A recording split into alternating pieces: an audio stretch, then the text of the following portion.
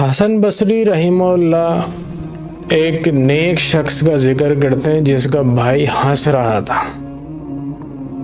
تو اس نیک شخص نے اپنے بھائی سے پوچھا، کیا تجھے معلوم ہے کہ تو ایک دن جہنم کے اوپر سے گزرنے والا ہے؟ تو بھائی نے کہا، جی مجھے معلوم ہے۔ تو کہا، کیا تجھے اس بات کا یقین ہے کہ تو بچ نکلے گا؟ کہتے نہیں۔ تو کہنے لگا وہ نیک شخص، تو پھر یہ ہنسی کیوں اتنی آ رہی ہے تجھے؟ مطلب اگر تجھے یہ معلوم نہیں ہے کہ تو جہنم سے بچ جائے گا تو یہ اتنا خوش کیوں ہے تو اس بات کے اوپر؟ کیا تجھے جہنم سے خوف نہیں آتا؟ یہ اتنا کانفیڈنس تیرے چہرے کے اوپر نظر کیوں آ رہا ہے؟ اتنا کھلکھلا کے اور اتنے جو ہے وہ کہہ کے تو کیسے لگا سکتا ہے کہ جب تجھے یہ یقین ہی نہیں ہے کہ تو جہنم سے بچ جائے گا؟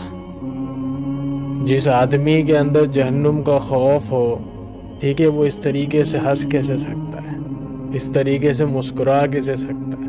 اس کے چہرے کے اوپر تو پریشانی ہونی چاہیے، اس کی آنکھوں میں تو آنسو ہونے چاہیے، اس کے چہرے کے اوپر تو خوف ہونا چاہیے کہ کل میرا کیا ہوگا۔ تو یہ ہنس کیسے سکتا ہے ایک آدمی جو دنیا کے اندر مسلمان اس طریقے سے اپنی زندگی گزار رہا ہے، اتنا بے فکری کے اندر زندگی گزار رہا ہے؟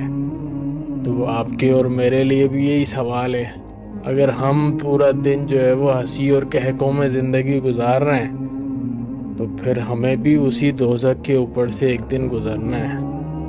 And we are also not confident کہ ہمارے ساتھ کیا ہونے والا ہے۔